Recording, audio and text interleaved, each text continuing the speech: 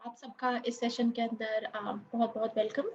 आज का हमारा जो सेशन है इसके अंदर हम लोग आप लोग बल्कि ज्वाइन इन कर रहे होंगे और हमारे पास इस वक्त 12 अजला से टीचर्स और स्टूडेंट्स हैं जिन्होंने ज्वाइन इन किया हुआ है। हमारे पास 4 इस वक्त स्टेम एक्सपर्ट्स हैं जो इस सेशन के अंदर टीचर्स और स्टूडेंट्स के साथ अपनी बातचीत कर रहे होंगे, अपना एक्सपीरियंस शेयर करेंगे and we will try our best के हम लोग इसके एंड के ऊपर एक क्वेश्चन एंड आंसर सेशन रख सके जिसके अंदर जो भी सवालात हमारे पास आ रहे हैं हम उनको एड्रेस कर सकें।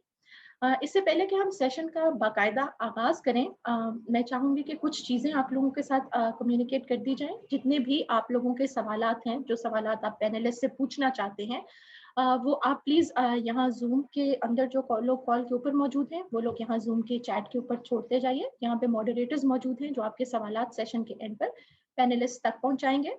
वो साथी जिन्होंने हमें फेसबुक लाइव स्ट्रीम के जरिए ज्वाइन किया हुआ है वो भी अपने सवालात कमेंट्स के अंदर छोड़ सकते हैं।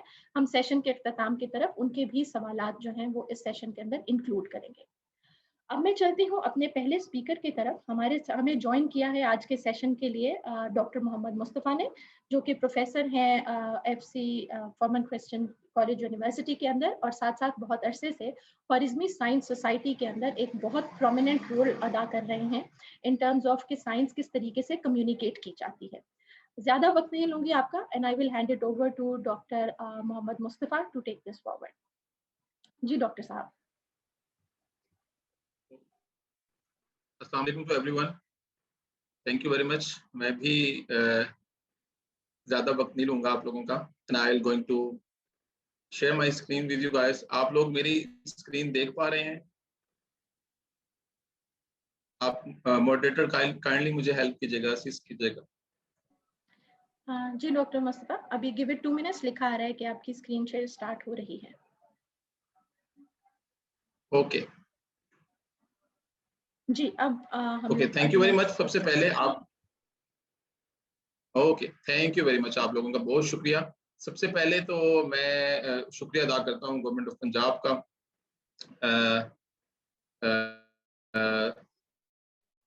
स्पेशली स्कूल एजुकेशन डिपार्टमेंट का, जिन्होंने मुझे अलाउ किया। मैं शुक्रिया अदा और मुझे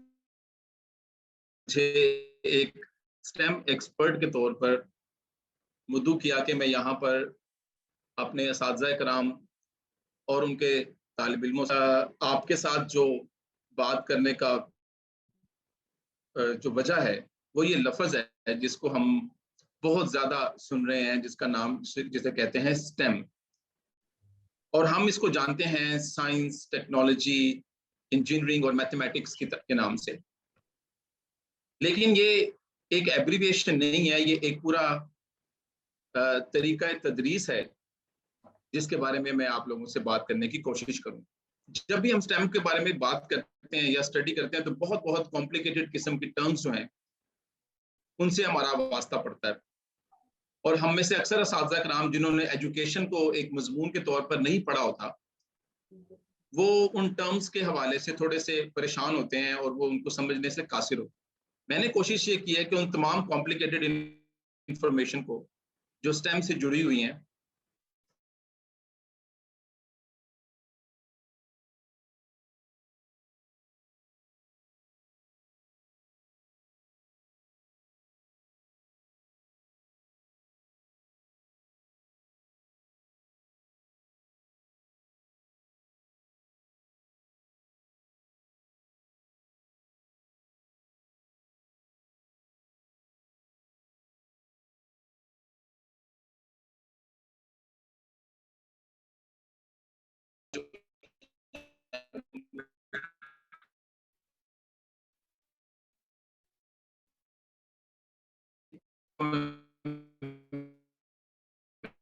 इन सवालों के जवाब देने की कोशिश करूँ।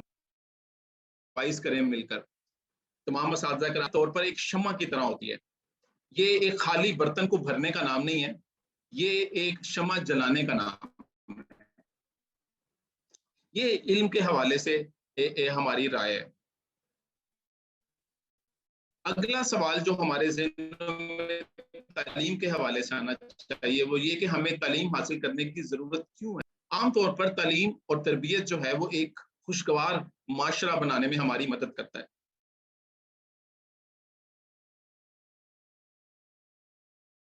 مسائل کو حل کرتے ہیں, اس کی مدد سے تنخواہوں میں اضافہ کرتے ہیں, زیادہ پیسے کمانے کے طریقے بناتے ہیں, اس کی مدد سے ہم بچوں کی زندگی زیادہ بہتر, آسان اور سیف بناتے ہیں, اور اس کی مدد سے ایک پرامن معاشرہ جو ہے وہ قائم کرتے ہیں. یہ وہ سب چیزیں ہیں جو تعلیم و تربیت کے مقاصد میں آتی ہیں. یعنی کہ اساتذہ کرام آپ اور بنا رہے ہیں, یہ انہوں نے جو معاشرہ تخلیق کرنا ہے وہ معاشرہ ان تمام خصوصیات کا حامل ہونا چاہیے. اور اگر ہماری تعلیم و تربیت کے نتیجے میں ہم ایسا بہترین معاشرہ نہیں بنا پا رہے تو ہمیں اس بات کی طرف سوچنے کی ضرورت ہے کہ ہماری تربیت اور تعلیم کے اندر وہ کون سے نقائص ہیں کہ اتنی خوبصورت باتوں کو ہم اپنے طالب علموں کی زندگی کا حصہ نہیں بنا پاتے. اس لیے سب سے پہلے سائنسی طور پر, چونکہ میں ایک چھوٹا سا سائنٹسٹ ہوں, اس لیے میں آپ کے ساتھ ضرور شیئر کرنا چاہوں گا کہ سب سے پہلے یہ دیکھتے ہیں کہ ہم چیزوں کو سیکھتے کیسے ہیں. حیاتیات کے لحاظ سے, بایولوجی کے لحاظ سے ہمارا دماغ دراصل مختلف قسم کے حصوں سے مل کے بنا ہے, جس میں آپ نے بطور خاص سنا ہوگا ایک دایاں حصہ ہوتا ہے اور ایک بایاں حصہ ہوتا ہے. ہمارے دماغ کے یہ سارے حصے مختلف قسم کی چیزوں کو کنٹرول کرتے ہیں. کوئی حصہ دیکھنے کے لیے مختص ہے اور کسی حصے کا کام حساب کتاب لگانا ہے, کسی کا کام امیجنیشن کرنا ہے, کسی کا کام میموری کو رکھنا ہے, اور کسی کا کام ریزننگ کرنا, اور کسی کا کام جو ہے وجوہات تلاش کرنا. ہم آج سائنس کی ترقی کی وجہ سے یہ جان چکے ہیں کہ کسی چیز کے دماغ میں اور دماغ کی یادداشت میں رہ جانے کے لیے سب سے بنیادی بات یہ ہے کہ ہماری دماغ میں اس چیز کے حوالے سے بہت زیادہ کنیکشنز بن جائیں. اس کا عام زبان میں مطلب یہ ہے کہ کسی بھی چیز کو سیکھنے کے لیے اگر ہمارے دماغ کے زیادہ حصے استعمال ہوں گے تو اس انفارمیشن کے, اس معلومات کے اور اس علم کے ہمارے ذہن میں رہ جانے کا امکان جو ہے وہ بہت زیادہ ہو. دنوں میں ہم یہ بھی جان چکے ہیں پچھلے کچھ عرصے سے کہ جو مختلف قسم کے طریقہ تدریس استعمال ہو رہے ہیں وہ بہت سارے طریقہ تدریس جو ہے ان میں سب سے بیسٹ طریقہ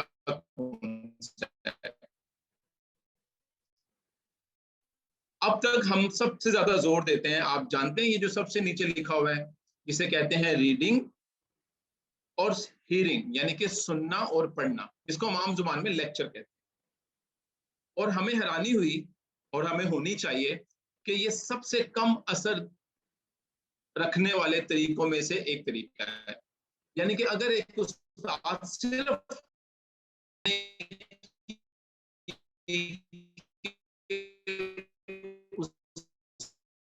اس کا طریقہ تدریس جو ہے وہ کتنا افیکٹو ہے, وہ طالب علموں کے اوپر کتنا, اور یہ میں تھوڑا سا بیک گراؤنڈ بنا رہا ہوں, آپ لوگ میرے ساتھ رہیے گا تھوڑی دیر کے لیے تاکہ ہم کسی نہ کسی طریقے سے یہ سمجھ سکیں کہ جس ٹائم جو ہمارے سامنے ایک مشکل سی صورتحال آئی ہوئی ہے اس کو ہم اچھے سے اور آسانی سے سمجھ سکیں. اس کے لیے جو بھی بنیادی لوازمات ہیں میں ان کو آپ کے ساتھ اسٹیپ بائی اسٹیپ شیئر کر رہا ہوں.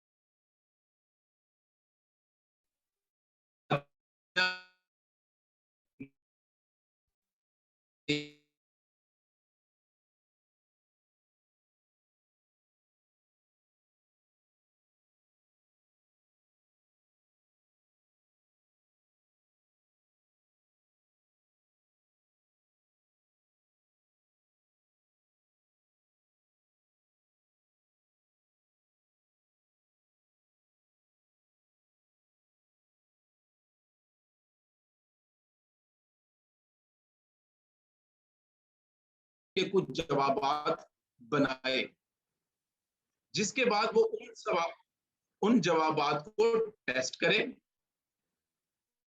ان جوابات کو تجربات کی مدد سے پرکھے کہ جو وہ سوچتا ہے کیا وہ ان سوالوں کے جواب ہیں یا نہیں، اور اس کے بعد اس کو ویریفائی کرے۔ اگر کوئی بھی طالب علم مشاہدے سے لے کر تجرباتی تصدیق تک اس سیڑھی کے اوپر چلتا رہے تو اس سیڑھی کے آخری سٹیج کے اوپر اس کے پاس جو علم ہوگا وہ اس کا اپنا بنایا ہوا علم ہوگا، جو اس کے پاس ہمیشہ ہمیشہ رہے گا۔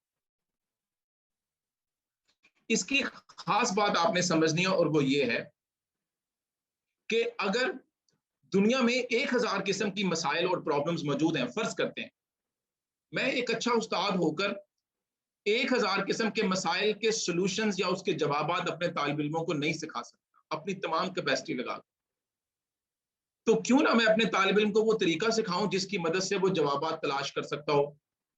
ایسی صورت میں جب اس کے سامنے نئے نئے سوالات آئیں گے تو وہ ان بنیادی اصولوں کو استعمال کر کے ان کے جوابات تک اپنی رسائی حاصل کر۔ اس بات کو چائنا کے ایک بڑے مشہور فلسفر نے اپنے لیے اپنی قوم کے لیے بتایا تھا کہ جب آپ مجھے کوئی بات بتاتے ہیں نا تو میں اس کو بھول سکتا ہوں، جب آپ مجھے وہ کر کے دکھاتے ہیں تو میں اس کو یاد رکھتا ہوں، میں اس کو یاد رکھتا ہوں اور سمجھ آ جاتی ہے۔ یہ 3 بنیادی سٹیپس ہر استاد کے پاس ایک ٹول کٹ کی طرح ہیں جو وہ اپنے طالب علم کے ساتھ مل کر کلاس روم کے اندر پرفارم کرتا ہے، جس کے نتیجے میں اس کا طالب علم اپنے اپنے حصے کا اپنے اپنے مطلب کا علم جنریٹ کرتا ہے۔ اس سے پہلے آپ اور میں اور ہم سب جانتے ہیں کہ ہم نے تجربات کو ایک الگ مضمون کے طور پہ بنا رکھا ہے۔ تھیوری الگ ہوتی ہے، تجربہ الگ ہوتا ہے، پریکٹیکل کی کاپیاں بنتی ہیں، ہم اس کے اوپر تجربات لکھتے ہیں اور اس کو بھی ہمیں یاد کرنا پڑتا ہے اور اس کو ایک الگ مضمون کی طرح سوچنے کی وجہ سے بچے اور طالب علم بھی اس کو تھیوری سے الگ سمجھ پڑ ہے، جو نئے آنے والے نظام تعلیم کے لیے خطرہ ہے۔ جیسا کہ میں نے پہلے بتایا آپ کو کہ STEM جو ہے یہ صرف سائنس، ٹیکنالوجی، انجینئرنگ اور میتھمیٹکس کا نام نہیں ہے، یہ ایک طریقہ تدریس ہے، یہ پڑھانے کا، سوچنے سمجھنے کا اور چیزوں کو منتقل کرنے کا، علم کو منتقل کرنے کا ایک طریقہ ہے۔ طالب علم تیار کرے گا جو اعلیٰ قسم کی سوچ رکھتے ہوں گے، جو جوابات کو تلاش کرنے کا گر جانتے ہوں گے۔ تو تجربات کو تھیوری سے الگ کر کے ہم نے ان کو ایک الگ اس کو رٹے رٹائے طریقے سے ہم نے طالب علموں کو کرنا سکھایا، وہ تجربات سے الگ سمجھتے ہیں۔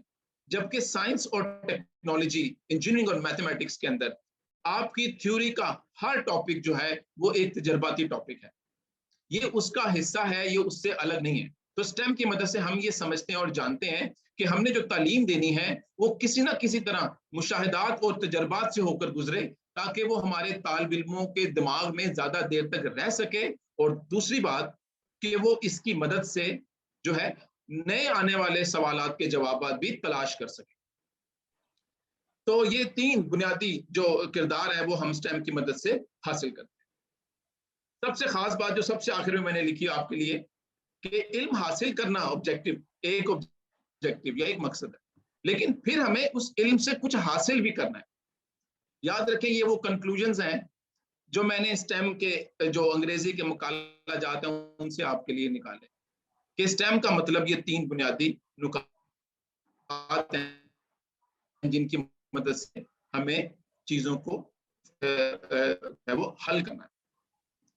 ہمیں کہا جو ہم اپنے اسکولوں کے اندر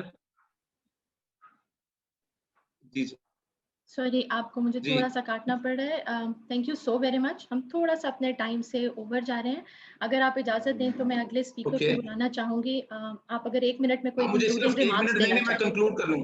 ایبسولوٹلی 1 منٹ میں کنکلوڈ کر لوں۔ جی okay, thank you very much. تو میں آپ کو ایک چھوٹی سی ویڈیو دکھانا چاہتا ہوں کہ اگر ہم کوئی چیز پڑھاتے ہیں اور یا کر کے دکھاتے ہیں تو اس میں کیا فرق ہوتا ہے۔ مثال کے طور پر اگر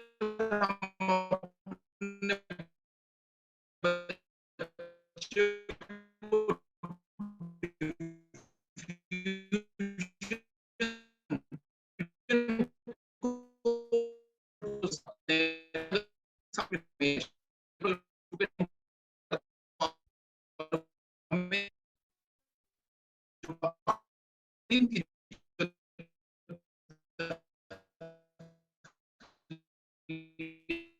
है वो हमारी जिम्मेदारी है।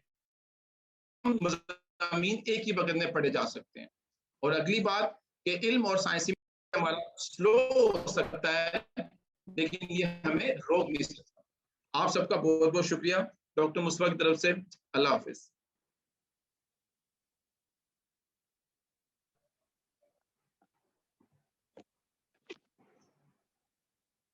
Thank you so much doctor Mustafa, आपकी इंसाइटफुल बातें जो आपने शेयर की। इंशाल्लाह अगर हमारे पास एंड में टाइम होता है तो हम ज़रूर क्वेश्चन एंड आंसर्स की तरफ जाएंगे।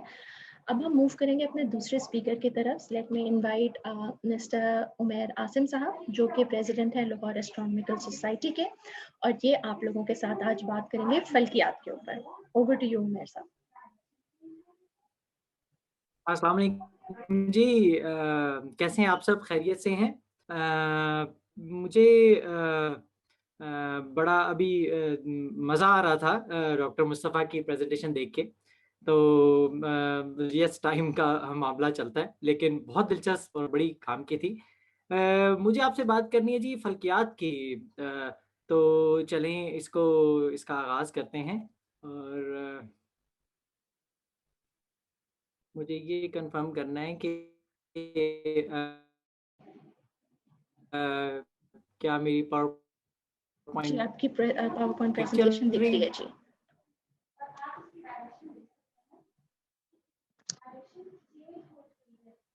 अगर कोई मुझे बता सकें। जी उमैर साहब, आपकी प्रेजेंटेशन दिख रही है।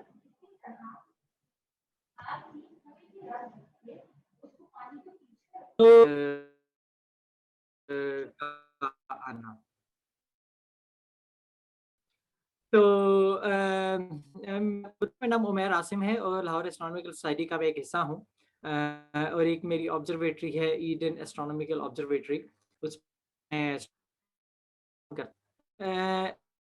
ये एक डैश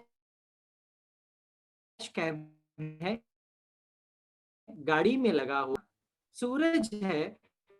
हमारे सूरज से भी ज्यादा रोशन ये ऑब्जेक्ट नजर आया। अब ये क्या चीज थी? असरात इसके ये हुए कि शीशे टूटे, खिड़कियां डैमेज हुई, कुछ की दीवारें गिरी, बहुत नुकसान हुआ क्योंकि शॉक वेव बहुत ताकतवर थी। 1700 के करीब लोग बदकिस्मती से जख्मी हुए, और ज्यादातर जख्मी इस तरह हुए कि ये शीशे का जो टुकड़ा था ये उनकी आंखों में गया, चेहरे पे लगा। तो मौत किसी की वाकई नहीं हुई, लेकिन बहुत बुरा हाल हुआ। अब ये रिपोर्ट किया गया, इसमें आप देख सकते हैं शीशे टूटे हुए हैं, अनफॉर्चुनेटली लोग जख्मी हैं। अब ये था क्या? ये एक बड़ा अहम सवाल है कि ये क्या है। इस चिलियाबिंस्क की वीडियोस आप यूट्यूब पे ज़रूर देखिएगा। मैं ज़रा तेज़ चलना चाह रहा हूँ क्योंकि मेरी बड़ी ख्वाहिश है कि मैं कुछ सवालात भी ले सकूँ। कहानी जी बड़ी पुरानी है। कहानी ये है कि 5 सैयारे तो शुरू से लोग जानते आ रहे थे, हज़ारों साल से, सैटर्न तक, ज़ुहल सैयारे तक। हुआ ये कि एक एस्ट्रोनॉमर थे विलियम हर्शल। इत्तेफाक से उन्होंने दूरबीनें खुद बना लिया करते थे, और उन्होंने अपनी होममेड टेलीस्कोप से एक दिन इत्तेफाक से आसमान पे दूरबीन घुमाते हुए एक ऑब्जेक्ट नोट किया जो उनको सितारों की तरह नहीं लगा। ये 13 मार्च 1781 का वाकया है। और ये ऑब्जेक्ट बाद में जब अगली नाइट्स को भी वो देखते रहे तो उन्होंने देखा कि मूव कर रहा है, और जिस तरह ये मूव कर रहा है ये बड़ा पर्टिकुलर ऑब्जेक्ट है। विलियम हर्शल ने एक्चुअली हजारों साल बाद पहला यूं कह लीजिए एक सैयारा डिस्कवर किया था, उन सैयारों के अलावा जो सैयारे इंसान हजारों साल से जानते आए थे। इसका नाम यूरेनस रखा गया। उसके बाद फिर अगली कहानी ये है कि यूरेनस का ऑर्बिट ठीक नहीं था, जैसे प्रिडिक्ट किया जा रहा था वैसे नहीं था, उसमें कुछ तब्दीलियां होती थी। वो ऐसी होती थी कि यूरेनस अगर इस तरफ चलते हुए जब एक मकाम से आगे निकल आता तो स्लो हो जाता था। تو لوگوں نے سوچنا شروع کیا کہ یہ تیز ہوتا ہے اور کچھ دیر بعد جا کے سلو ہوتا ہے، تو یہاں کہیں کوئی اور آبجیکٹ تو نہیں ہے جو اس کو کھینچتا ہے جب یہ دور اس کو روکنے کی کوشش کر رہا ہوتا ہے. تو لوگوں نے وہ مزید ایک اور سیارہ ڈسکور کرنا چاہا. تو جب پہلے دن جنوری کو ایک ایسٹرونومر تھے، میتھمیٹیشین بھی، پیازی نے 3 انچ کی ٹیلیسکوپ سے ایک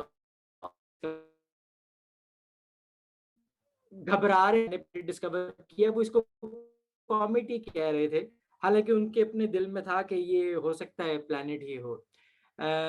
اس کو پلانٹ ہی کہا گیا. اور اس کے بعد 1802 میں ایک آبجیکٹ اسی طرح کا ملا، 1804 میں ایک آبجیکٹ ملا، 1807 میں ایک آبجیکٹ ملا. یہ 4 آبجیکٹس ملے اور ان کو پلانٹس ہی کہا گیا. خاص بات اس میں جو تھی کسی حد تک ٹربلنگ، کہ ان سب کا جو فاصلہ ہے سورج سے وہ تقریباً ایک جیسا ہے. یہ آپ دیکھ سکتے ہیں کہ جو فاصلہ ڈسٹنس ہے یہ ایک یونٹ ہے اے یو. زمین اور سورج کا جو فاصلہ ہے وہ ایک اے یو کہلاتا ہے، ایسٹرونومیکل یونٹ. تو تقریباً 2.77776736 تقریباً ایک ہی. تو یہ تھوڑی سی ٹربلنگ بات تھی. اور جب تک ویسٹا ملا تو نظام شمسی کے ہمارے اس زمانے میں فلکیات دان 11 سیارے مانتے تھے کہ ہمارے پاس 11 سیارے ہیں. لیکن پھر ویسٹا کے بعد کچھ نہیں ملا، اور میرا خیال ہے کہ 1840 تک کچھ نیا ایسا آبجیکٹ نہیں ملا. ولیم ہرشل نے یہ کہا تھا کہ ان کو پلانٹس ہمیں نہیں پھر کہنا چاہیے، ان کو ایسٹرائڈ کہنا چاہیے. ایسٹر ستارے کی مانند، ایسٹرائڈ کہنا چاہیے. تو شروع میں اس کی بات کو اہمیت نہیں دے گی، لیکن پھر لوگوں نے اس کو تسلیم کرنا شروع کر دیا کہ ہمیں ایسٹرائڈ اس کو کہنا چاہیے.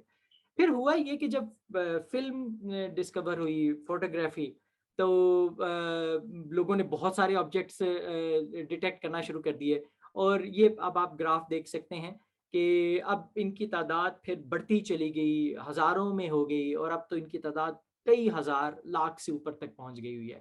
ایسٹرائڈز ڈسکور ہونا شروع ہوئے. اور جو گراف آپ دیکھ رہے ہیں یہ ایسٹرائڈز کچھ ایسے ایسٹرائڈز پتھر ہیں، اور مختلف طرح کے پتھر ہیں، لیکن زیادہ تر زمین اور زیادہ تر مریخ اور مشتری کے درمیان، مارس اور جوپیٹر کے درمیان ایک بیلٹ کی صورت میں ہیں. کچھ مارس سے ادھر ہیں، کچھ زمین کے مدار کے اندر سے ہو کے گزرتے ہیں، کچھ زمین کے مدار کے قریب ہیں. جو زمین کے مدار کے قریب ہوتے ہیں انہیں نیئر ارتھ ایسٹرائڈز کہا جاتا ہے، اور وہ بڑے خطرناک ہیں کیونکہ وہ زمین کے ساتھ کسی وقت آ کے ٹکرا سکتے ہیں اور ڈیمیج کر سکتے ہیں. یہ تھا جی چیلیابنس کا واقعہ. 15 فروری 2018 کی صبح چیلیابنس میں ایک پتھر جس کا سائز تقریباً 60 فٹ 60 فیٹ تھا، اس کا میس اتنا زیادہ تھا کہ آپ سوچئے کہ تقریباً 1800 ہاتھی مل جائیں تو وہ اس کا میس بنتا ہے، اس کا وزن کہہ لیں. جس رفتار سے یہ داخل ہوا زمین کی فضا میں، یہ جو آپ کو اس کی لکیر نظر آ رہی ہے، اس کی انیشیل سپیڈ جو تھی وہ اتنی زیادہ تھی کہ لاہور میں آپ اگر مینارے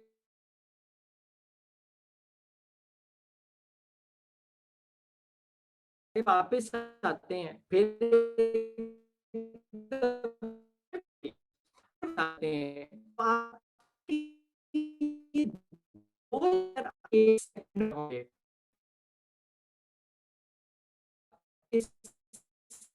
رفتار سے جائیں. زیادہ رفتار جب یہ پتھر ہوا میں داخل ہوا تو زمین کی ہوا نے اس کو روکنے کی کوشش کی، اور جب فضا اس کو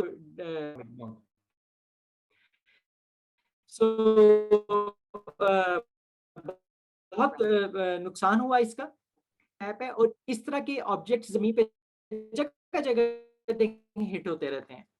یہ دیکھیے پاکستان کا اور انڈیا بھی اس میں آپ کو نظر آ رہا ہے. 1988 سے لے کر 2021 16 مئی تک پاکستان میں کوئی ایسا فائر بال اتنے بڑے سائز کا بولائٹ جسے کہتے ہیں نہیں ہوا. ڈائناسورز اسی وجہ سے ختم ہوئے تھے جی.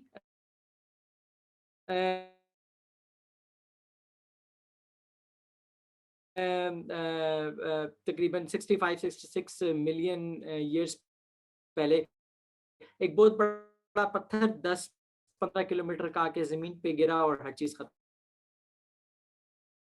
ये एस्ट्रॉइड्स, इसके ऊपर मैंने बात कर ली कि निज़ाम शमसी में फैले होते हैं। सॉरी, मुझे ऑब्जेक्ट्स गुजरा था और वो जहाज की लाइटें जो हैं, लॉन्ग एक्सपोजर था, वो ऐसे आपको इस शक्ल में लाइनों की सूरत में नजर आ रही है। और जब हम कोई एस्ट्रॉइड डिटेक्ट करते हैं तो या फॉलोअप ऑब्जर्वेशंस में, तो वो इस तरह करते हैं। ये आप देख सकते हैं कि लेफ्ट साइड पे एक बॉक्स जो है उसमें एक आपको डॉट नजर आ रहा है। ये एक एस्ट्रॉइड है जिसका मैग्नीट्यूड 17.2 रिकॉर्ड किया गया है इंफ्रारेड में, ये इंफ्रारेड लाइट में है।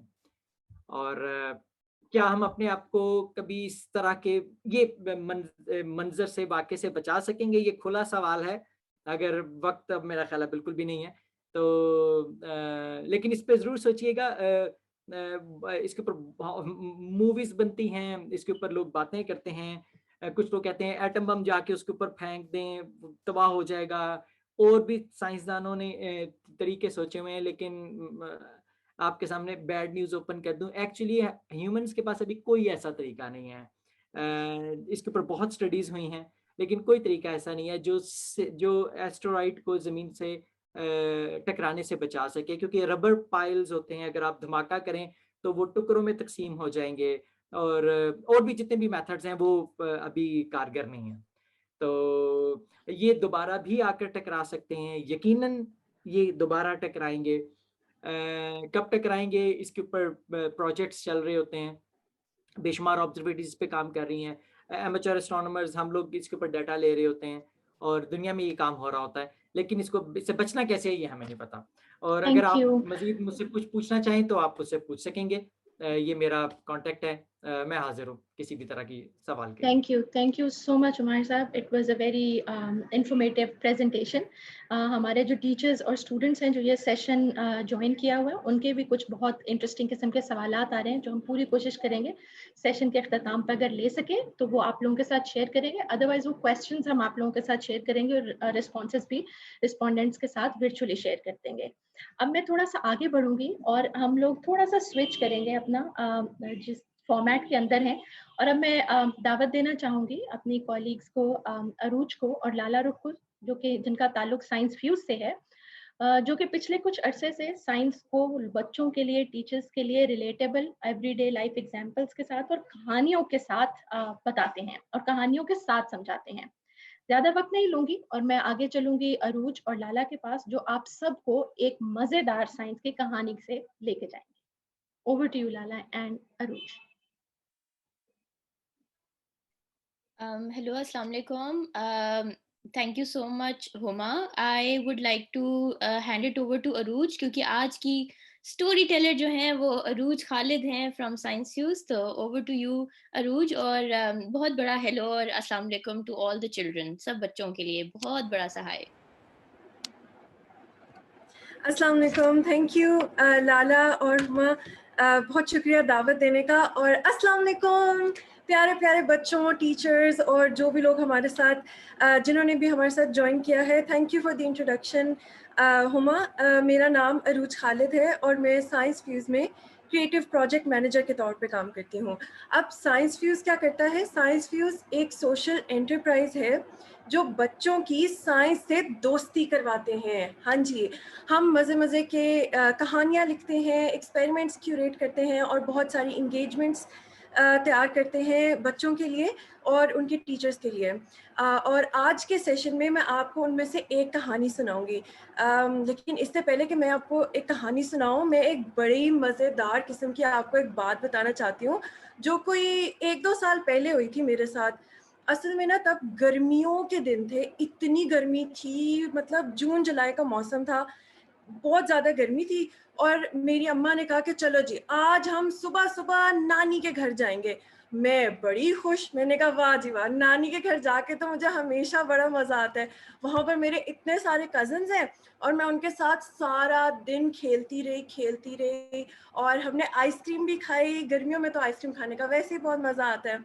अच्छा तो दोस्तों, शाम को क्या हुआ कि मेरे अम्मी अब्बू ने कहा चलो भाई अरूज अपनी सारी चीज़ें इकट्ठी करो اور چلو ہم گھر جا رہے ہیں, چلو گاڑی میں بیٹھو. میں نے کہا اچھا اب گھر بھی جانا پڑے گا. میں نے اپنے سارے کزنس کو اللہ حافظ کیا, اپنی ساری چیزیں اٹھائیں اور گاڑی کی طرف چل پڑی. اب دوستوں گاڑی میں جا کے کیا ہوا, میں نے گاڑی کا دروازہ کھولا, اپنی چیزیں اندر رکھی اور اندر بیٹھ گئی اور ایک دم سے اچھل کے باہر میں آ گئی. بھائی اللہ, گاڑی کی سیٹ اتنی گرم تھی, میں آپ کو کیسے بتاؤں. مجھے تو لگا کہ ایک دم سے جیسے میں جل ہی گئی ہوں. میں فٹافٹ اچھل کے باہر نکل آئی اور میں نے دیکھا کہ میرے ابو کھڑے ہنس رہے ہیں. میں نے کہا مطلب اتنی گرم گاڑی ہے, دھوپ میں کھڑی ہوئی ہے اس وقت سے. تو میرے ابو نے مجھے کہا کہ بھائی تھوڑی دیر دروازہ کھول دو, ہوا اندر باہر جائے گی تو ٹھیک ہو جائے گا. تو میں نے ایسا ہی کیا. اور دوستوں تھوڑی دیر بعد گاڑی کے اندر کا جو درجہ حرارت تھا اور گرمی شرمی جو اکٹھی ہوئی تھی وہ باہر نکل گئی اور پھر میں گاڑی میں بیٹھ گیا, ہم گھر چل پڑے. لیکن میرے دماغ میں نا ایک سوال بار بار کھٹکھٹا رہا تھا کہ ٹھیک ہے مجھے پتہ ہے کہ گرمیوں کے دن ہے, دھوپ ہے, گرمی ہے, درجہ حرارت بہت زیادہ ہے, وہ تو لیکن گرمی تو ہر جگہ ہے نا, دھوپ میں کھڑے ہو کے بھی تو گرمی ہوتی ہے. لیکن جب میں نے گاڑی کا دروازہ کھولا تھا نا تو اندر اور بھی زیادہ گرمی تھی. تو یہ بات مجھے بڑی کنفیوز کر رہی تھی کہ گاڑی کے اندر زیادہ گرمی کیوں تھی.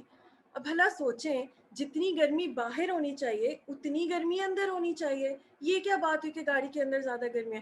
میں نے فٹافٹ یہ سوال اپنی امی سے پوچھا کہ ایسا کیوں تھا. تو میری امی نے مجھے اس کا جواب دیا کہ بیٹا یہ اصل میں گرین ہاؤس ایفیکٹ کی وجہ سے تھا. میں نے کہا اچھا یہ گرین ہاؤس ایفیکٹ کیا ہوتا ہے, بلکہ گرین ہاؤس کیا ہوتا ہے. تو پھر دوستوں میری امی نے مجھے آہستہ آہستہ سمجھانا شروع کیا.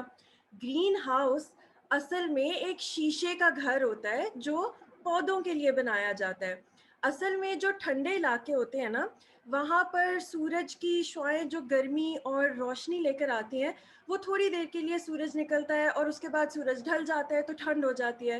لیکن پودوں کی نشو و نما کے لیے یہ بہت ضروری ہے کہ ایک گرم ماحول پیدا کیا جائے. تو اس وجہ سے جب وہ شیشے کا گھر بناتے ہیں تو شیشے کے اندر جو سورج کی شعاؤں کے ساتھ لائٹ اور اس کی گرمائش ہوتی ہے وہ انٹر تو ہو جاتی ہے لیکن وہ باہر نہیں نکل پاتی. میں آپ کو ذرا اس کی تصویر دکھاتی ہوں. مجھے امید ہے کہ آپ کو میری اسکرین نظر آ رہی ہوگی. یہ آپ کو سامنے اگر تصویر نظر آ رہی ہے تو یہ ایک گرین ہاؤس ہے. آپ دیکھ سکتے ہیں کہ ایک شیشے کا گھر بنا ہوا ہے اور اندر پودے پڑے ہوئے ہیں. اب ہوتا کچھ یوں ہے کہ جب اس کے اندر سورج کی روشنی داخل ہوتی ہے اور اپنے ساتھ گرمائش یعنی کہ ہیٹ لے کر آتی ہے تو وہ اندر انٹر تو ہو جاتی ہے, لیکن شام کو جب سورج ڈھل جاتا ہے تو جو شیشہ لگا ہوا ہے تمام سائڈز پر وہ اس گرمی کو باہر نہیں نکلنے دیتا اور اس طرح پودے جو ہے وہ اچھی طرح سے ان کی نشو و نما ہو جاتی ہے اور اس کو ہم کہتے ہیں گرین ہاؤس ایفیکٹ. اب دوستوں گرین ہاؤس ایفیکٹ کی تو مجھے سمجھ آ گئی کہ گرین ہاؤس کیا ہوتا ہے, لیکن اس کا میری گاڑی سے کیا تعلق ہے یہ میں سوچ رہی تھی.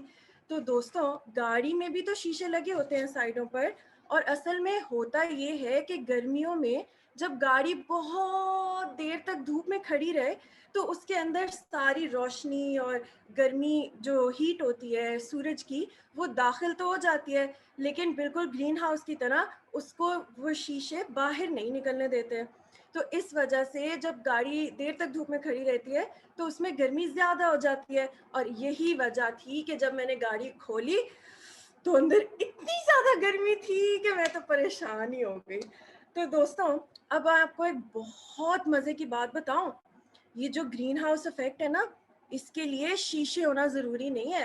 جی ہاں, اور یہ جو ہماری زمین ہے جس کو ہم ارتھ کہتے ہیں اس کے اندر بھی ایک قدرتی طور پہ گرین ہاؤس ایفیکٹ ہو رہا ہے. جی ہاں, لیکن ہماری جو دنیا ہے اس کے ارد گرد کوئی شیشہ تو نہیں ہے تو اس کا گرین ہاؤس ایفیکٹ کس طرح سے ہوتا ہے یہ ہم ابھی دیکھتے ہیں.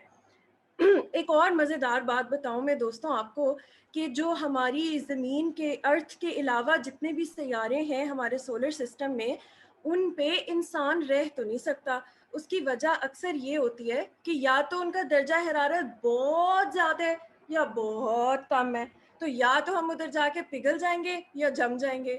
صرف ہماری زمین ایک ایسا سیارہ ہے جہاں پہ ہم آسانی سے رہ سکتے ہیں، اور اس کی وجہ آپ کو پتہ کیا ہے؟ میرے ساتھ بولیں گے آپ؟ اس کی وجہ ہے گرین ہاؤس ایفیکٹ، کیونکہ یہ گرین ہاؤس ایفیکٹ ہماری جو زمین ہے اس کے درجہ حرارت کو ایسا نارمل بنا دیتا ہے کہ ہم ادھر رہ سکتے ہیں۔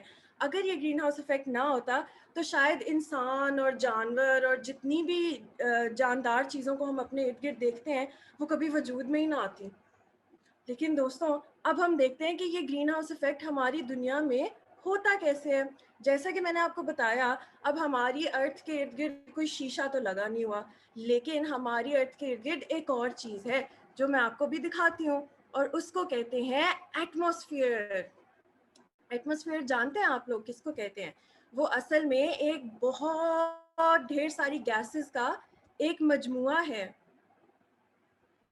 جو آپ کو اس تصویر میں شاید تھوڑا سا نظر بھی آ رہا ہے۔ اس میں ہماری تھوڑی سی زمین نظر آ رہی ہے، اور یہ جو ایک ہلکی سی لائن نظر آ رہی ہے اس کو ایٹماسفیئر کہتے ہیں۔ اس میں بہت ساری گیسز ہوتی ہیں، لیکن ان میں سے دو گیسز کے بارے میں آپ کو بتاتی ہوں۔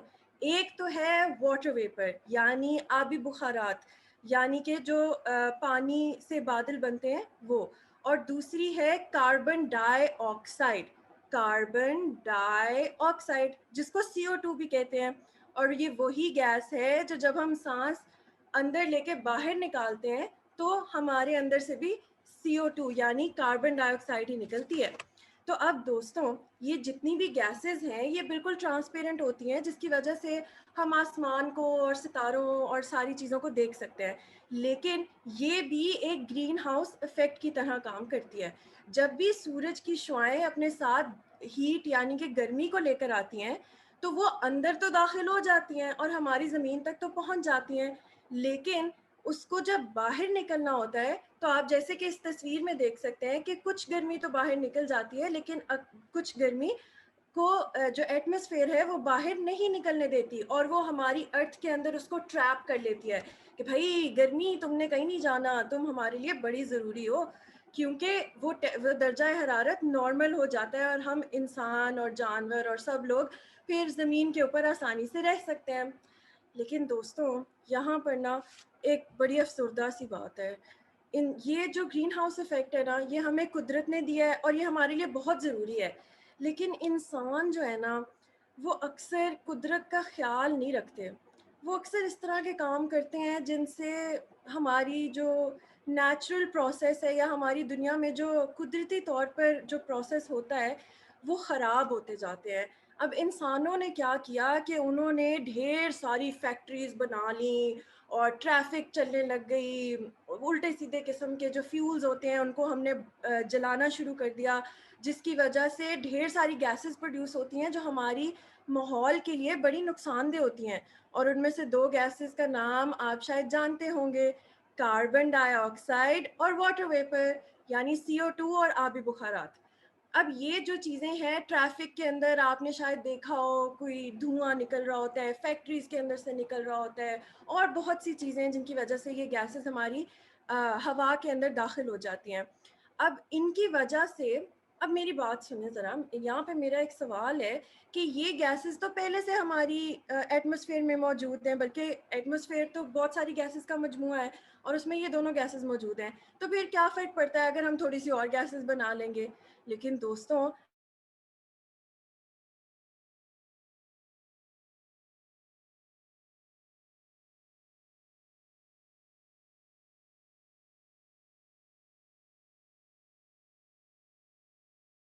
موجود ہیں اور وہ ہمارے لیے اچھی بات ہے، لیکن جیسے ہی وہ مقدار ان کی زیادہ ہوتی جاتی ہے تو جیسے ان کی مقدار زیادہ ہوتی چلی جاتی ہے تو وہ ہمارے لیے نقصان دہ ہونا شروع ہو جاتی ہیں، اور اس وجہ سے ہماری جو ایٹماسفیئر ہے اس کو نقصان پہنچتا ہے، اور اس کی وجہ سے ہماری جو برف پگھلنے لگ جاتی ہے، سمندر کی سطح بڑھنے لگ جاتی ہے، ہمارے کھیتوں کو نقصان پہنچتا ہے، موسم کی شدت بڑھ جاتی ہے، اور ان ساری چیزوں کو مل کر ہم کہتے ہیں گلوبل وارمنگ۔ اب دوستوں گلوبل وارمنگ جو ہے وہ بڑی خطرناک چیز ہے کیونکہ وہ ہماری دنیا کو آہستہ آہستہ تباہ کر رہی ہے. لیکن اچھی بات یہ ہے کہ ہماری دنیا میں بہت سارے ایسے لوگ ہیں جو اس کو کم کرنے کی کوشش کر رہے ہیں اور وہ دن رات اس پہ کام کرتے رہتے ہیں. اور تو اور ہمارے ملک پاکستان میں بھی ایسے بہت سارے لوگ موجود ہیں اور انہی میں سے ایک انسان کی کہانی میں آپ کو آج سناؤں گی. اور مجھے لگتا ہے کہ آج آپ ان سے پہلے ہی مل چکے ہیں. کیا آپ گیس کر سکتے ہیں کہ وہ کون ہیں جو ہماری ایٹماسفیئر کو بہتر بنانے کی کوشش کر رہے ہیں؟ جناب وہ ہیں ہماری سائنسدان ڈاکٹر سارہ قریشی. اب ڈاکٹر سارہ قریشی جو ہیں وہ ان سے آپ آج مل بھی چکے ہیں. انہوں نے آپ کو اپنے کام کے بارے میں کچھ بتایا بھی. وہ ایک ایروسپیس انجینئر ہیں, یعنی وہ جہازوں کے انجن کو بنانے کے اندر مہارت رکھتی ہیں اور ان کو جہازوں کا شوق بچپن سے تھا اور انہیں نہ صرف جہاز بنانا آتا ہے بلکہ اس کو اڑانا بھی آتا ہے. وہ اسلام آباد میں پیدا ہوئیں اور انہوں نے اپنی ابتدائی تعلیم بھی وہیں سے حاصل کی. اس کے بعد وہ نسٹ گئیں اور اس کے بعد ان کو اسکالرشپ ملی جس کی بیسس پر وہ برطانیہ گئیں اور وہاں سے انہوں نے اپنی پی ایچ ڈی بھی کی. اور اب واپس آ کے پاکستان آ کر انہوں نے ایک ایسے جہاز کا انجن بنایا ہے جو ہماری فضا کو صاف رکھتا ہے. ایک منٹ, ہماری فضا کو صاف رکھنے والا انجن؟ دوستوں اس کا مطلب تو یہ ہوا نا کہ جو ابھی جہاز اڑ رہے ہیں ہماری فضا میں, اس کا مطلب کہ وہ ہماری فضا کو آلودہ کر رہے ہیں. یہ تو مجھے پتہ ہی نہیں تھا. دوستوں اصل میں جو بھی جہاز ہم آج کل اڑتے ہیں یا کام کرتے ہیں ہماری فضا کے اندر, ان کے اندر سے ایک خاص قسم کا دھواں نکلتا ہے. جی بالکل, جس طرح سڑک پہ ٹریفک کے اندر سے دھواں نکلتا ہے اسی طرح جہاز کے اندر سے بھی نکلتا ہے اور وہ ہماری دنیا کی گلوبل وارمنگ میں 15% یعنی 15% تک کنٹریبیوٹ کرتا ہے. یہ تو بہت زیادہ ہے بھئی, اس کا تو کچھ کرنا پڑے گا. اور شکر کی بات یہ ہے کہ ڈاکٹر سارہ قریشی جیسے لوگ اس پر بڑی محنت سے کام کر رہے ہیں. دوستوں آپ کو شاید ڈاکٹر سارہ قریشی نے اس بارے میں بتایا بھی تھا. میں آپ کو دکھاتی ہوں کہ وہ کون سا دھواں ہے جس کی وجہ سے اتنی ڈھیر ساری گلوبل وارمنگ ہو رہی ہے. آپ نے شاید سنا ہو, آپ نے شاید کبھی آسمان میں اس طرح کا کوئی منظر دیکھا ہو کہ ایک کوئی جہاز ٹائپ سی چیز اڑ رہی ہے اور اس کے پیچھے یوں لمبی سی وائٹ کلر کی بادلوں کی لائن ہے. تو یہ جو بادلوں کی لائن ہے یہ وہی دھواں ہے جس کی میں آپ کو بات کر رہی ہوں, اور اس کو کہتے ہیں کانٹریل. اور کانٹریل کے اندر کیا ہوتا ہے گیس کریں گے ذرا؟ وہی دو گیسز جن کے بارے میں ہم ابھی بات کر رہے تھے, کاربن ڈائی آکسائڈ یعنی CO2 اور واٹر ویپرز یعنی آبی بخارات. اب یہ دونوں جب نکلتی ہیں جہاز کے اندر سے تو وہ ایک اس طرح کے بادل بناتی ہیں جن کی بارش بھی نہیں ہو سکتی. ان بادلوں کیونکہ یہ مصنوعی طور پر انسان کی وجہ سے بنتے ہیں اس وجہ, اور یہ بہت اونچی جگہ پہ بنتے ہیں, بہت اونچائی پر اگر جہاز اڑے نا تب یہ بنتے ہیں. تو اتنی اونچی جگہ پر تو بارش بھی نہیں ہو سکتی, اس وجہ سے یہ ہماری ایٹماسفیئر کا حصہ بن جاتے ہیں اور پھر ہماری ایٹماسفیئر میں کاربن ڈائی آکسائڈ اور واٹر ویپر کی مقدار جو ہے وہ بہت زیادہ بڑھ جاتی ہے اور اس وجہ سے گلوبل وارمنگ بھی زیادہ ہوتی ہے. تو ڈاکٹر سارہ قریشی نے کیا کیا کہ وہ واپس پاکستان آئیں اور انہوں نے ایک کمپنی شروع کی جس کا نام ہے ایرو انجن کرافٹ, اور انہوں نے اس کمپنی کے تحت ایک ایسا انجن بنایا یا ایک ایسا آلہ بنایا جو انجن کے اوپر فکس ہو جاتا ہے اور ان بادلوں کو یعنی اس کانٹریل کو جہاز سے نکلنے سے پہلے ہی اس کو جمع کر لیتا ہے اور اس کو پانی بنا لیتا ہے اور انجن کے اندر ہی اس کو سٹور کر لیتا ہے. اور پھر جب جہاز اڑ کے ساری سیریں سوریں کر کے جب وہ لینڈ کرنے لگتا ہے تو لینڈ ہونے سے پہلے اس پانی کو نکال دیا جاتا ہے یا پھر اس پانی سے مصنوعی بارش بھی کی جا سکتی ہے. تو یہ تو بہت اچھی بات ہے, اگر کہیں بارش نہیں ہو رہی تو وہ ادھر سے بارش بھی ہو سکتی ہے, پانی بن جائے گا, ہماری ایٹماسفیئر میں ان گیسز کی مقدار بھی زیادہ نہیں ہوگی, اس کا مطلب گلوبل وارمنگ بھی نہیں ہوگی. تو دوستوں آپ نے دیکھا کہ ڈاکٹر سارہ قریشی جو ہیں یہ میں آپ کو ان کی کچھ تصویریں دکھاتی ہوں. یہ اپنی سائنس کی لیب جو ہے ان کی, یہ اس میں وہ کام کر رہی ہیں. وہ اپنے والد کے ساتھ بھی اس مشین کے اوپر کام کرتی ہیں اور آج کل جو ہے وہ ایک چھوٹے جہاز پہ کام کریں گے، اس کا وہ انجن بنائیں گی اور اس کو ٹیسٹ کریں گی، اس کی اچھی طرح وہ دیکھیں گے کہ یہ صحیح کام کرتا ہے یا نہیں، اور پھر اگر وہ ٹیسٹ سکسیزفل رہا تو وہ ایک بڑا سارا جہاز بنائیں گی اور اس کو وہ کمرشلی استعمال بھی کر سکتے ہیں، اور آہستہ آہستہ انشاءاللہ ہماری گلوبل وارمنگ اس طرح کم بھی ہو سکے گی۔ یا آپ ان کی سائنس لیب بھی دیکھ سکتے ہیں۔ تو آپ نے دیکھا دوستوں کہ ڈاکٹر سارہ قریشی نے کس طرح اپنے بچپن کے شوق کو یعنی جہازوں کو لے کر ایک ایسا کام کیا محنت اور لگن کے ساتھ، جس سے نہ صرف ان کو، آپ کو اور مجھے، بلکہ پوری دنیا کو کوئی نہ کوئی فائدہ پہنچ رہا ہے۔ تو اب آپ سوچیں ذرا کہ ہم سب کو جن بھی چیزوں کا ہمیں شوق ہے ان پہ بھرپور محنت سے کام کرنا چاہیے اور ان کو ضرور ان کو فالو اپ کرنا چاہیے۔ اس سے یہ ہوگا، اور پھر ہمیں کوئی ایسا کام کرنا چاہیے جس سے پوری دنیا کو فائدہ ہو۔ اب اس سے مجھے ایک ایکٹیویٹی یاد آ رہی ہے، ہم ذرا مل کے وہ کرتے ہیں، بے شک آپ اس سیشن کے بعد کر لیجئے گا، لیکن آپ ذرا سوچیں کہ اگر آپ کو موقع ملے بالکل ڈاکٹر سارہ قریشی کی طرح کہ آپ سائنس کی مدد سے کوئی ایسی چیز بنائیں، کوئی ایسا آلہ تیار کریں یا کوئی ایسی مزیدار سی مشین انوینٹ کریں جس سے ہم انوائرمنٹ کے لیے یعنی اپنے ماحول کی آلودگی کو کم کر سکیں، تو آپ کیا بنائیں گے؟ سوچیں ذرا، اپنا دماغ لڑائیں۔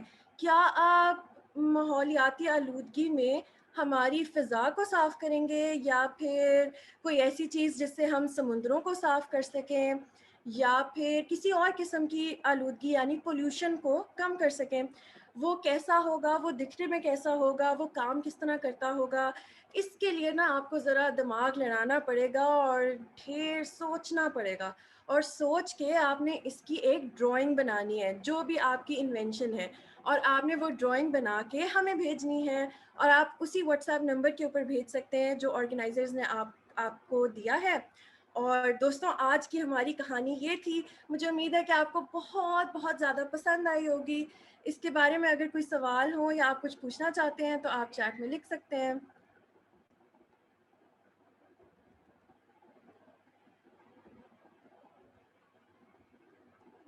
واٹس ایپ نمبر بھی چیٹ میں بھیج دیا گیا ہے۔ تھینک یو سو مچ، مجھے بہت مزہ آیا آپ لوگوں سے ملنے کا اور آپ لوگوں کو یہ کہانی سنانے کا۔ اب میں آپ لوگوں سے اللہ حافظ کہوں گی۔ اللہ حافظ۔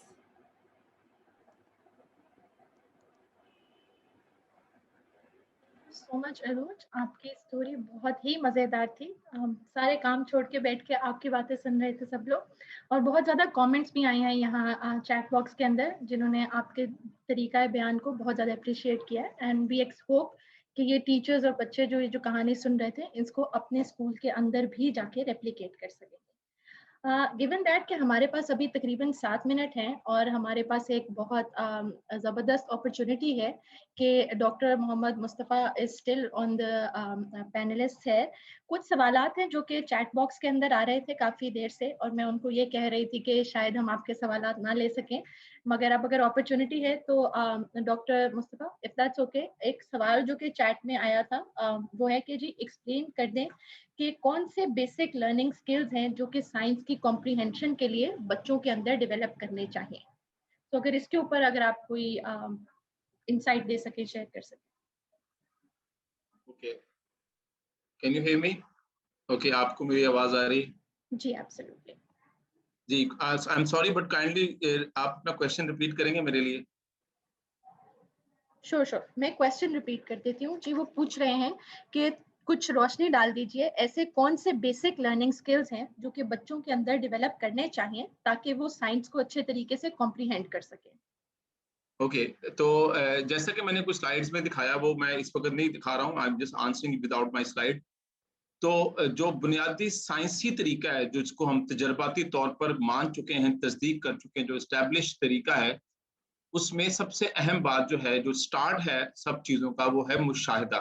ایک اچھا مشاہدہ کرنے والا طالب علم تخلیق کرنا، تو مشاہدہ کرنے کی سکلز بنانی چاہیے۔ نمبر 2، اسٹوڈنٹس کو انکریج کرنا چاہیے کہ وہ سوال پوچھیں۔ یاد رکھیں جواب شاید اتنے میٹر نہیں کرتے ہیں جتنا میٹر یہ کرتا ہے کہ ہم اپنے طالب علموں کو سوال کرنا کیسے سکھاتے ہیں، کیونکہ سوال کرنے سے ہی علم کی تخلیق کا آغاز جو ہے وہ شروع ہوتا ہے۔ اور آف کورس اس کے بعد جو ہے کہ کیسے ان سوالوں کا جواب تلاش کرنا ہے. لیکن میں یہ سمجھتا ہوں کہ کسی بھی طالب علم کے لیے جو سب سے زبردست اسٹارٹر پیک ہے جو ہم ایک استاد دے سکتا ہے وہ اس کی اسٹرانگ آبزرویشن، طاقتور مشاہدہ اور اس کے سوال کو بنانا، سوال کو تخلیق کرنا.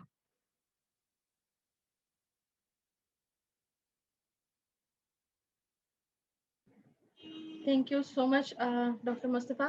ایک اور سوال جو کہ یہاں چیٹ باکس کے اندر آیا ہوا ہے، اٹس اپ ٹو یو اور عروج ٹو ٹیک، اس کے پوچھا یہ جا رہا ہے کہ کس طریقے سے کبھی کبھار اسکولس کے اندر جو سلو لرنر اسٹوڈنٹس ہوتے ہیں ان کو کس طرح سے اکوموڈیٹ کیا جائے کہ وہ ایک ایکسلریٹڈ لرننگ کے پاتھ کے اوپر چل سکیں.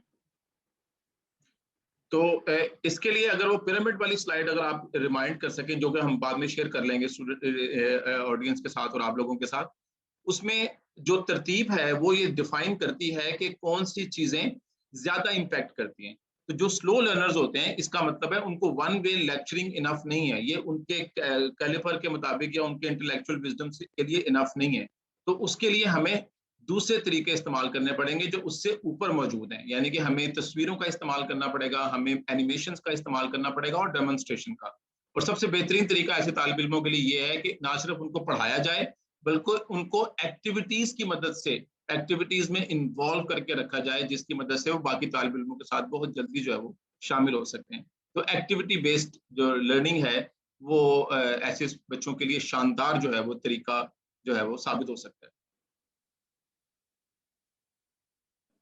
Thank you so much doctor Mustafa. I think ہمارے پاس آخری ایک سوال کا جو ہے وہ ٹائم ہے، جس کے اندر سوال جو پوچھا گیا ہے وہ یہ ہے کہ گھر کے اندر کس طرح سے بچوں کو انکریج کیا جائے، یعنی کہ فیملی کی طرف سے کس طرح سے بچوں کو پڑھنے اور سیکھنے کے جو ان کا پروسیس ہے اس کے اندر فیسیلیٹیٹ کیا جائے.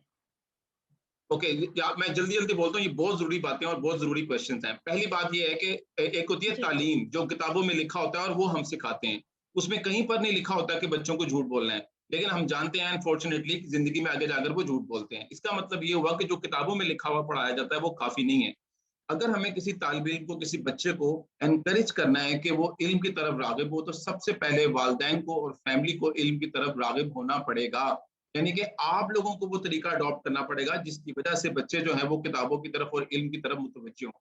یاد رکھیں، اگر آپ کے ہاتھ میں موبائل فون کے اوپر کوئی نان ایجوکیشنل مٹیریل موجود ہے تو اب آپ یہ طے کر رہے ہیں اور سمجھ جائیں کہ یہ بچوں کے لیے بھی بالکل نارمل سی بات ہے ان چیزوں کو ڈیل کرنا. اگر آپ کتاب پڑھ رہے ہیں تو اس کا مطلب ہے کہ بچوں کو بھی آٹومیٹکلی یہ تربیت جائے گی کہ کتاب پڑھنا جو ہے وہ ایک بہتر عمل ہے یا وہ ایک خوبصورت ایکٹیویٹی ہے. تو بہت جلدی میں یہ بتا سکتا ہوں کہ وہ تمام طریقے جو بھی ہم نے سنے ہیں اور سمجھے ہیں جس سے لوگ سیکھتے ہیں، آپ کو ایسا رویہ اپنانا پڑے گا اور بچوں کے ارد گرد ایسا ماحول بنا کے رکھنا پڑے گا. جو آپ کرتے ہیں یاد رکھیں، جو بھی آپ گھر میں کرتے ہیں آپ کے بچے انہی چیزوں کو اڈاپٹ کرتے ہیں، چاہے ٹیچر جتنا مرضی سمجھا لیں کہ پڑھنا اچھی بات ہے اور ٹائم ضائع کرنا اچھی بات نہیں. اور باقی یہ جو ویڈیو لیکچر ہے یہ میں کمپلیٹ کر کے آپ کو یوٹیوب پہ دے دوں گا انشاءاللہ، اور وہ یوٹیوب پہ مل جائے گا آپ کو میرے والے یوٹیوب چینل کے اوپر. Thank you so much doctor Mustafa ہمارے سارے پارٹیسپینٹس کے کویشچنز آنسر کرنے کا. ایک جو بہت چھوٹا سا کویشچن یہاں ساتھ پوچھا ہوا ہے وہ شاید پوچھ رہے ہیں کہ کون سی ڈرائنگ بنانی ہے، جس کا ادھر پینلسٹ نے ابھی عروج نے بتایا کہ آپ ڈرائنگ بنا کے بھیجیں. آپ گرین ہاؤس کے اوپر اپنی مرضی سے کوئی بھی ڈرائنگ بنا کے دیے گئے واٹس ایپ نمبر کے اوپر شیئر کر سکتے ہیں.